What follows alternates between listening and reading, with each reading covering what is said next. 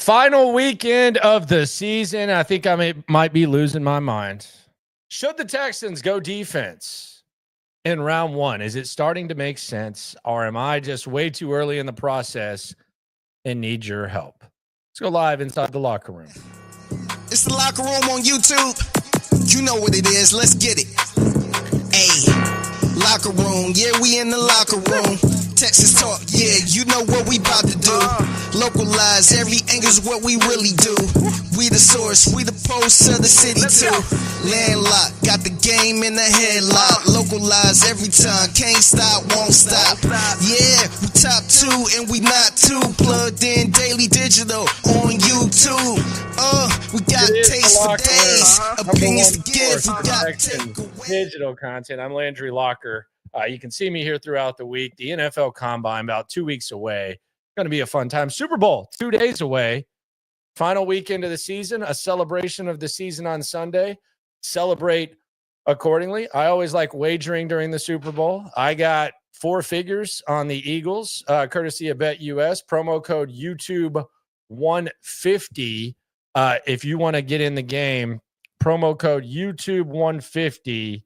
If you want to get in the game. They also got the casino at BetUS. A lot of people like to play casino games online for real money. They got slots. They got live casino dealers. You can take advantage of the BetUS amazing sign-up bonus, 200% sign-up bonus, up to $5,000 or 250% for the crypto folk. Not a crypto folk. Do like to indulge in the casino. Maybe I'm going to be partaking in the BetUS casino once the season ends. But BetUS, go check it out, and they got you covered. Just sign up, and you'll get the bonus at the casino as well as the game itself. So I said what I am betting on this game. Before we get into the Texans stuff, I might need some help from you people, and I do mean you people. I got on my BetUS account. So I'm basically all in on everything I got. I'm all in on the Eagles over 24.5 points, $600 to win 571. And then I have the Eagles money line 1,200 to win 1,296. So there we go. See how that goes. Betting against the Chiefs, not fun. It kind of goes back to the lesson I learned. Betting against Tom Brady, not great. So we'll keep an eye on that. Shout out to BetUS for sponsoring tonight's stream. So I need y'all to talk me out of this, or maybe I'm going to talk you into it. It's early in the process. It's a fluid process. We're going to learn a lot about these guys as the draft approaches. The Texans are going to go through free agency, the early stages of free agency before the draft. But I've almost convinced myself that I would not be upset if the Texans went defense in round one. And let me explain this. And if you talk me out of it, I'm not saying this is going to be true, but talk me out of it, but I'll explain myself. But I always use the line, sports are fluid. One of my mentors, Jean-Jacques Taylor, longtime columnist, author, all that. Been going through a midlife crisis, I think, for 20 years. Still my boy. But he always, professor, done a lot of stuff. But he always said, sports are fluid. And I'm just going to be honest. I'm going to confess something to y'all. This might sound a little creepy. Watch this. These are my confessions. I texted Jean-Jacques tonight. And I said, I need you to make me a video. And he said, what in the are you talking about? I said, I just want you to, I know you like to take selfies. I just want you to give me that famous line that you give me about sports being fluid. And my man, always extra, he did just that. Here's the lesson. One of the lessons early in this fluid process that I think we need to keep in mind, not just during this process, but just when you're watching sports in general, kind of the beauty of it. Like I always say, sport is fluid. What's true right now may not be true an hour, a day, a week, a month from now. or 2 months, depending on the draft. Shout out to Jean-Jacques for that. But right now, as we sit, and this kind of emerges from a conversation that I was having with Cody Stutes today on SNL about Saquon Barkley. And my question to him, as we like to localize the Super Bowl, was, what is the Saquon-like move that the Texans could make in the offseason that would make their football team, give their football team, obviously not historic 2,000-yard type of impact, but what is the move that the Texans could make to put themselves in the type of impact that the Eagles made by signing Saquon Barkley?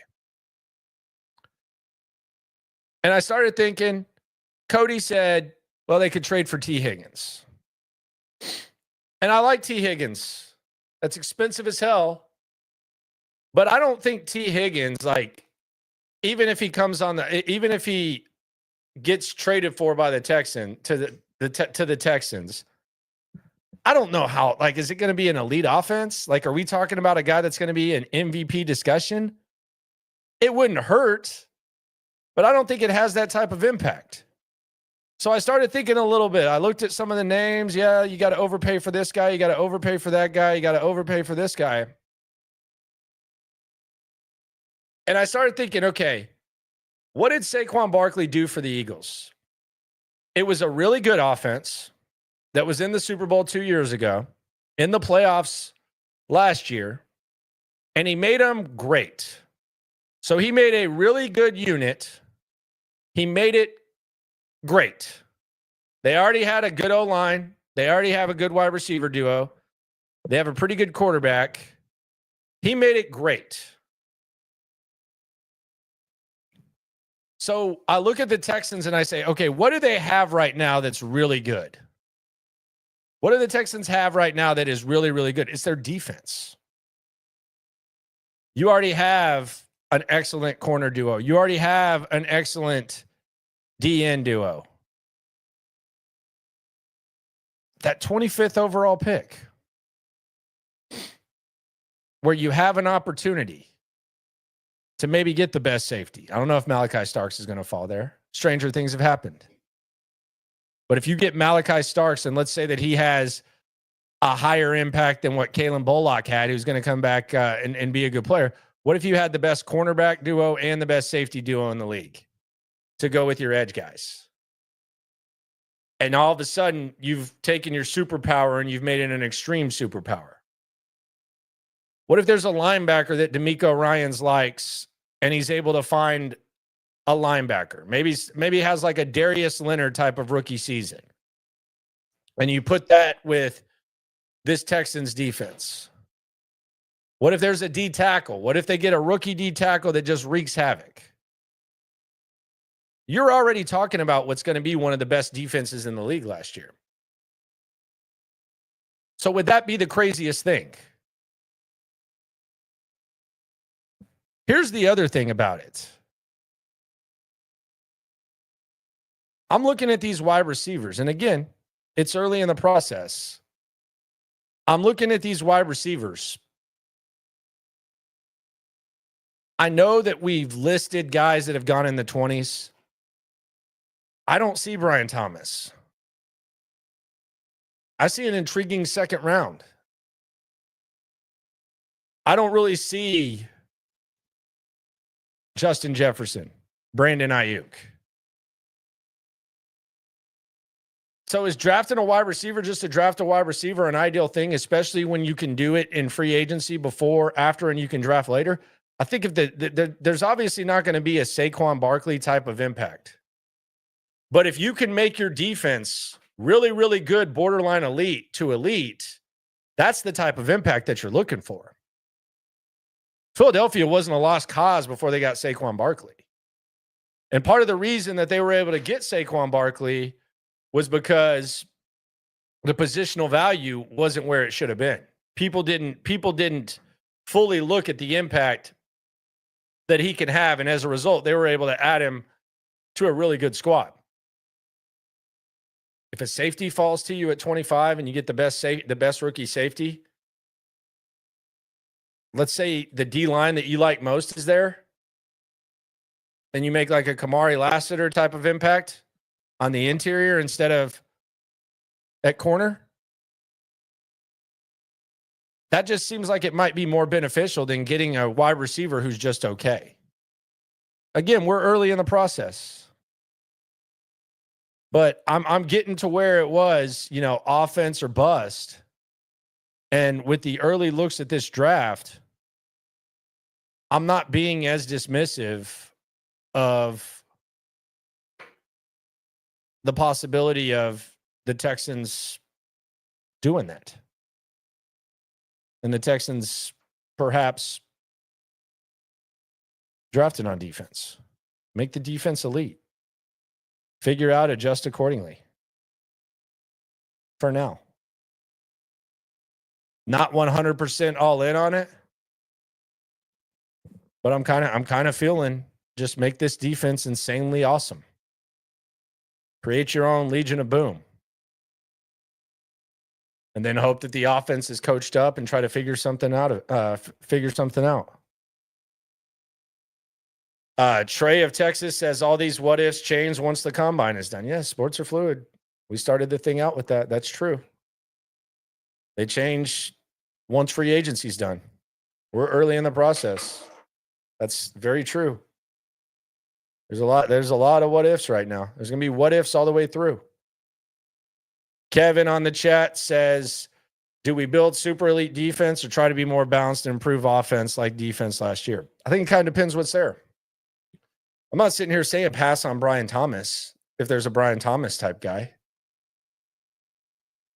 I like Ibuka. How much, though? Can you find someone like that in the second round? Who knows? But your defense is going to be your superpower next year. Now, you got to find ways to win different ways. You got to be able to have the offense carry their weight every once in a while, which they weren't able to do last year.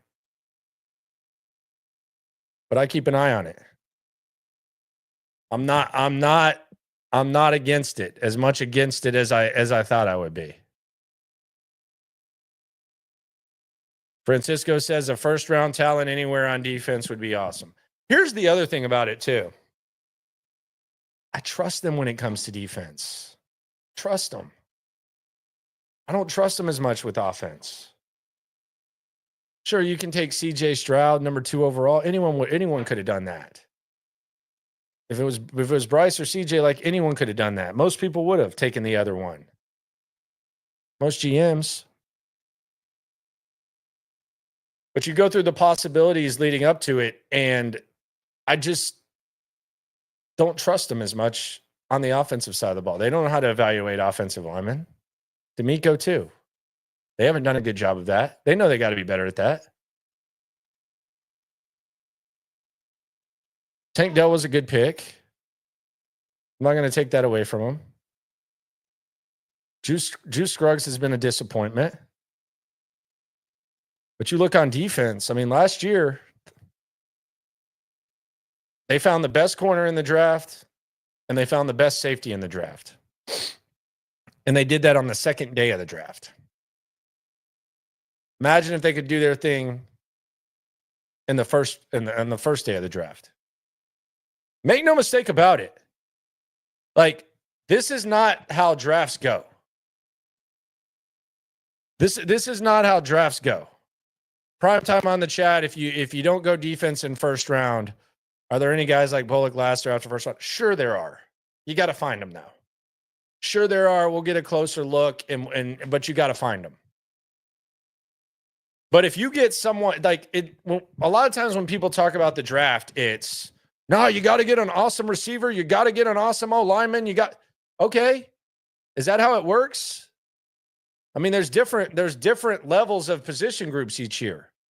Sometimes the wide receivers are deep. John Harris the other day told me this is the deepest running back class he's seen in a long time. Sometimes it's the quarterbacks. Sometimes it's the D linemen. Sometimes it's the corners. It's also based on what's there. It would be awesome if the genie from Aladdin came down right now and he asked me and he told me that I get to be general manager of a football team and I get 3 wishes, one of my wishes would be, okay, I want to be able to draft to where on the draft card I can just write, give me an awesome tackle. Give me an awesome cornerback, and then hand it to the commissioner and get that. Doesn't work that way. Like it seems like the only position where we accept that is quarterback. Like a lot of times you're screwed if you don't have a quarterback. And you know it. Like you immediately know it. But when other positions are talked about, it's, well, look, we got to get an awesome lineman. We need this. Hey, sometimes you go to the store, the shelves are stocked differently. That's what a draft is. The way this thing is shaping up, the way this football team is built early, I don't know. I don't know what the opportunity is. But this is something else that I think is perhaps even more appealing than this. And this might be something that anyone who's upset in the chat about going defense and wants to go offense, I think maybe I can get you on board with this. Now, I don't know if this opportunity is going to be here, but I think this is just kind of the year. You have a team where you're about to have to pay a hell of a lot of guys. Good God, Derek Stingley's going to be expensive. Will Anderson's going to be expensive. CJ Stroud's going to be expensive. You don't know what you're going to do with the other positions. But I think even more so than defense. So I've kind of talked myself out of this. I think more so than defense. OO says, Landry, can you show them how to find good offensive players? No, I don't know how. I wish. But even more so than the defense, I want to trade back. I want to stockpile picks. I want to stockpile luxury picks. I don't know, like maybe someone falls in love with Jackson Dart at 25. I want to stockpile picks. I want to get guys on rookie deals. I want to have as many day 2 picks as possible. Last year, listen to this, okay?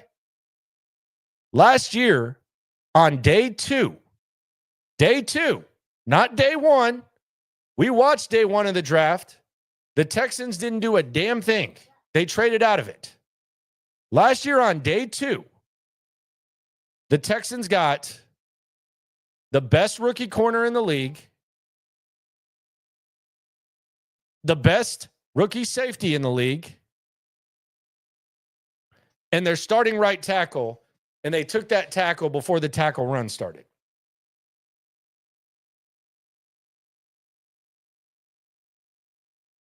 If you get extra day 2 picks, let's say you trade back. Let's say someone wants to trade up from 33 to 25.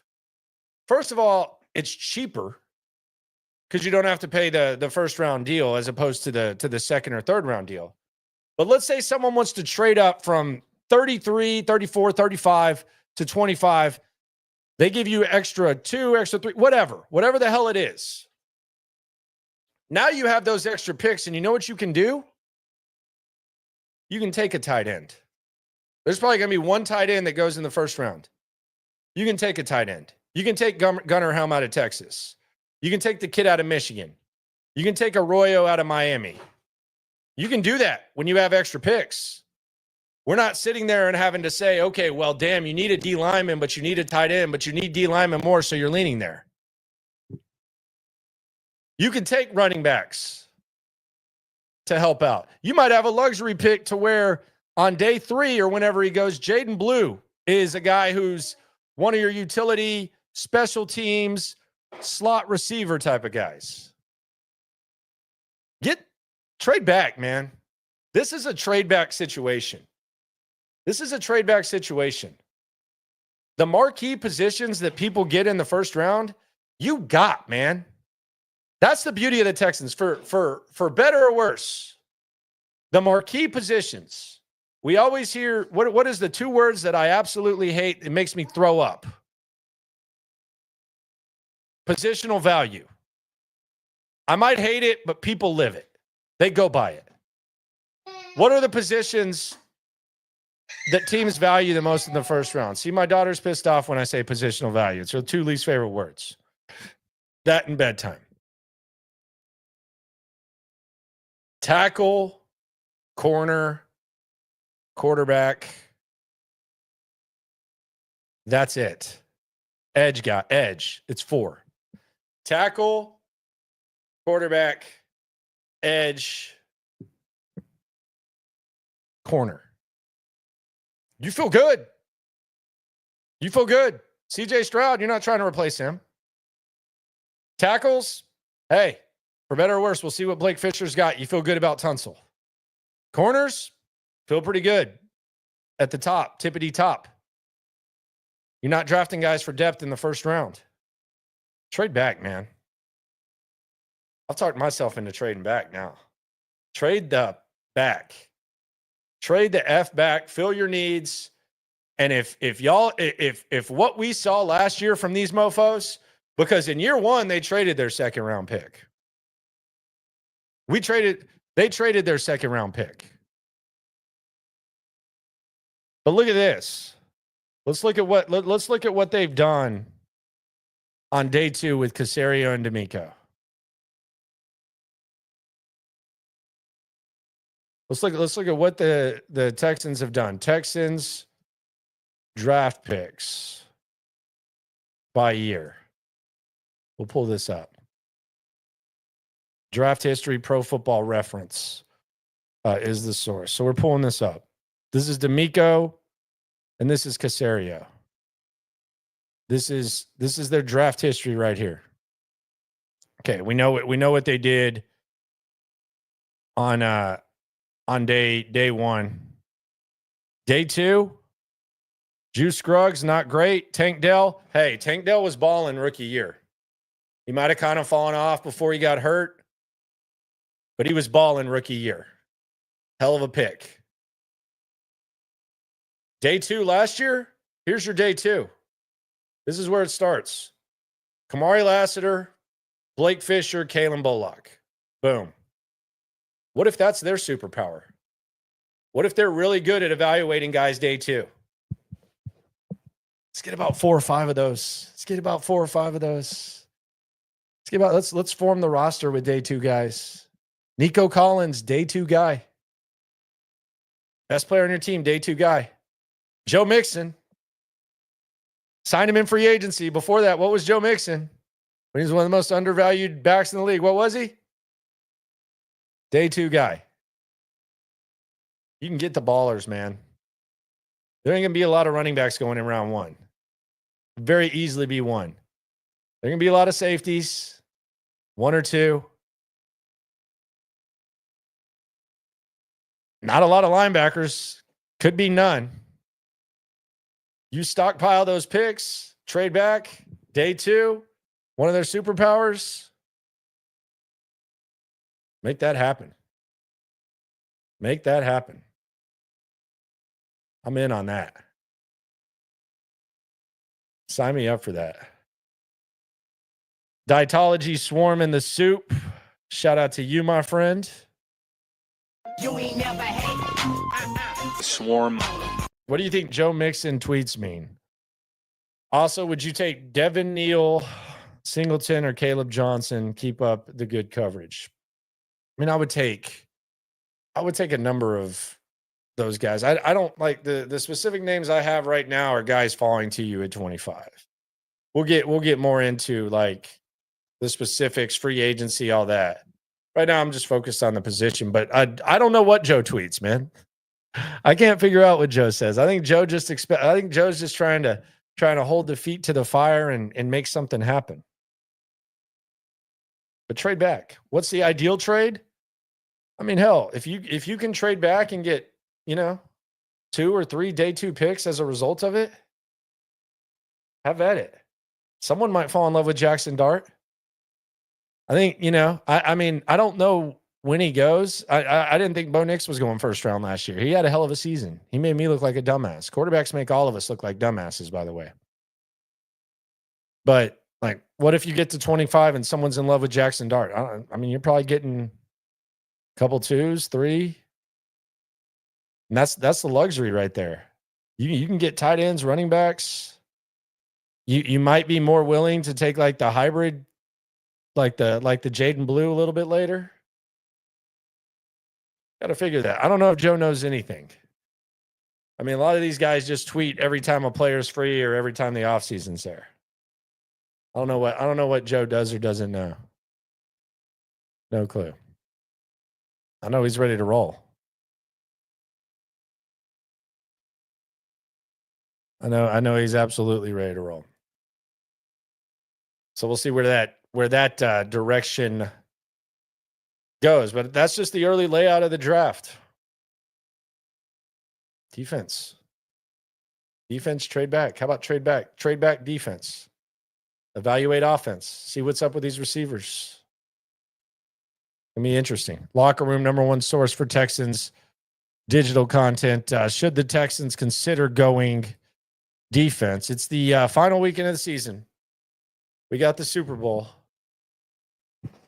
Chiefs versus Eagles.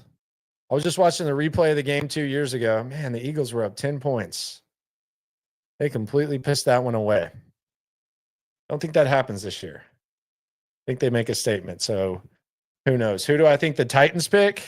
They're going quarterback, which is fine. I don't think that Andrew's asking. I don't think that there's a quarterback that you should be too scared of. I think they probably take Cam Ward.